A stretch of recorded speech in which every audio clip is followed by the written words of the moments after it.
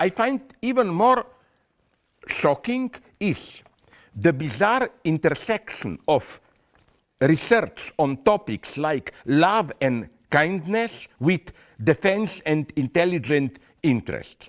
Why does a research into happiness draw so much interest from British and American intelligence agencies like DARPA, US Government Defense Advanced Research Project Agency, and so on and so on?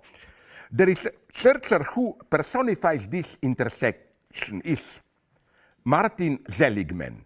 In 1998, he founded the positive psychology movement dedicated to the study of psychological traits and habits that foster authentic happiness and well-being, spawning an enormous industry of popular self-help books.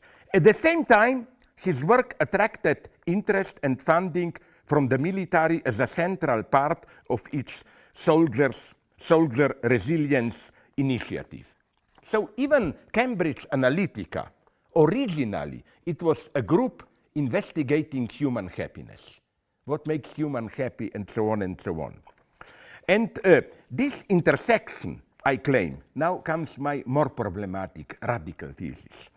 This intersection, guys who want to manipulate us and so on technologically for political purposes are guys who began with researching happiness, is not externally imposed on the behavioral sciences by bad political manipulators. It's not, oh, first the guys wanted sincerely to study happiness, then bad military secret intelligence manipulators came and abused it.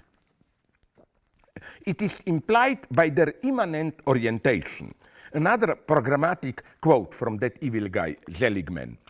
The aim of these programs is not simply to analyze our subjective states of mind, but to discover means by which we can be nudged in this direction of our in the direction of our true well-being, as positive psychologists understand it, which includes attributes like resilience and optimism.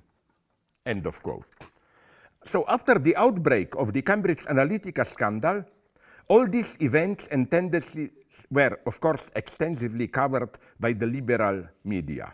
And the overall image emerging from it, combined with what we also know about the link between the latest developments in biogenetics, provides a terrifying image of new forms of social control, which make the good old 20th century totalitarianism a rather primitive and clumsy machine of control. The biggest achievement of the new cognitive military complex is that direct and obvious oppression is no longer necessary. Individuals are much better controlled and nudged in the desired direction when they continue to experience themselves as free and autonomous agents. Now, what are the implications of this? As is often the case, a developing third world country spelled out the socio-political consequences of this notion of happiness. It's quite a sad story. It's the kingdom of Bhutan, you know, not Nepal, but the smaller one, north of India. 2 decades ago, the kingdom of Bhutan decided to focus on no longer on gross national product, GNP, but gross national happiness, GNH. The idea was, again, the brainchild of their ex-king who sought to steer Bhutan into the modern world while preserving its unique identity. With the pressure of globalization and materialism mounting, the popular king ordered a state agency to calculate how happy the kingdom's 670,000 people were. Officials said they had already conducted a survey of around 1,000 people and draw up a list of parameters from for being happy, similar to the development index which is tracked by the United Nations. But already here we have, no, you will say, what's so bad about it? there was already here a very ominous twist. Then they discovered 2 years later that the main disturbance to their harmonious social being is some ethnic minority. And they did, of course, a nice ethnic cleansing just on behalf of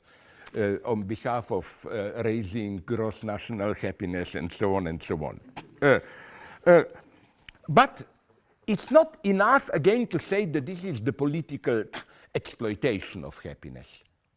I want to go a step further and claim that the notion of happiness itself is very ambiguous in its implications.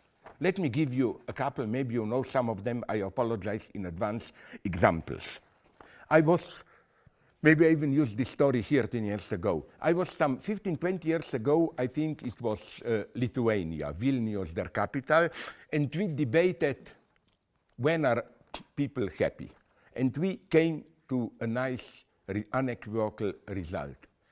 Czechoslovakia, in those darkest Husak years, you know, in 68 they had almost this democratic socialism. It was crushed by the Soviet intervention, and then they had those 10, 15 years of so-called renormalization. Why were people, one can seriously claim, happy there? 3 conditions, I claim. We established them. First, for happiness, your material needs should be basically satisfied. Basically satisfied, but not too satisfied. If you get, for example, coffee all the time in the supermarkets, you get used to it, no? It must be like that once a month you don't get coffee, because this makes you aware all the other days how lucky you are to have it. And this was exactly the situation there. People lived a safe life. It was a kind of a modest welfare society with limitations which precisely reminded you how happy you are. We in developed West don't have these limitations, so we are not so happy. Second extremely important feature. We all agreed on this. For people to be happy, you shouldn't have democracy which is taken seriously. Because if democracy really works, okay, even it doesn't really, if it works in the sense that ordinary people themselves experience themselves as the one who ultimately really decide their fate, that's not good. You worry too much. You have to have some figure of other political authority on whom you can put the blame for everything. And that was, in those dark years, the role of the Communist Party. As a friend from Czechoslovakia told me, even if the weather is like here, and I blame him, 2-3 days ago, all that storm and so on, oh, Chris is guilty, you know, fuck it, you know. Like, communists were blamed for everything. This makes, and I remember from my own country, it was a little bit of this. This makes life very easy, you know, like, you know whom to blame. You don't feel responsible. This is second and third condition of happiness. You must have an image of paradise, of place where things are really good, and this paradise has to be at a proper distance. Not too close, not easily accessible, because if it is, then you see it's basically the same shit as where we are, but also not too distant, because then it's just a vague dream. They had it. It was West Germany, of course, you know, because communist authorities in the 80s at least tolerated watching Western TV and so on and so on. I seriously think that all these 3 features constituted a kind of perfect happiness. Because at the same time, you know, it was no longer the old totalitarianism. You were allowed your private life, your niche. If you didn't mess with politics, it was relatively comfortable to live there. In this sense, to make a place further, I think that what disturbs happiness? Desire. By desire, I mean the force which compels you to move beyond, to disturb this fragile but nonetheless stability of happiness. To give you an example that I use all the time. let's say you live a relatively happy life, not being in love. Love is a catastrophe. You know, like you drink with friends in the evening, maybe you have here and there one night stands and so on. Life is nice. Your job goes good. Then all of a sudden you fall passionately in love. Can you imagine a worse catastrophe? All the balance of your life is disturbed. You worry only about this. You are either jealous or nervous or whatever. You lose concentration for other things and so on and so on. Happiness is thus in itself confused, indeterminate, very ambiguous notion. I like this German anecdote. A German immigrant to the United States is asked, "Are you happy?" You know what's his answer? Yeah, I'm happy here, aber glücklich bin ich nicht. Like, it's not the same. So, I think that, now I will become a Christian, happiness is a pagan category. For pagans, the goal of life is to live a happy life. The idea to live happily ever after, I think, is a Christianized version of paganism. And religious experience and political activity themselves are considered the highest form of happiness. No wonder that Dalai Lama itself, and here I have problems with him, begins almost all his popular books with some kind of a gospel of happiness. He usually begins with all living beings strive towards happiness. My instant answer is maybe all living beings, but definitely not humans. If there is, and that's Freudian lesson of death drive, if something characterizes us humans is whenever happiness comes too close, you find a way to destroy it.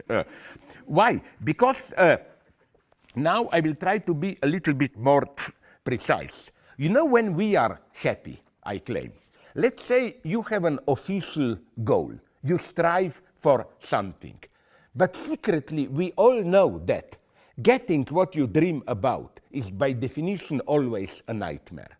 So I think happiness is when you almost get it, but miss it, and it's crucial that you can blame somebody else for missing it, but then you are happy for almost getting it, but nonetheless even more happy for not getting it. This is, I think, the bad conforming. Happiness is a way to avoid your desire.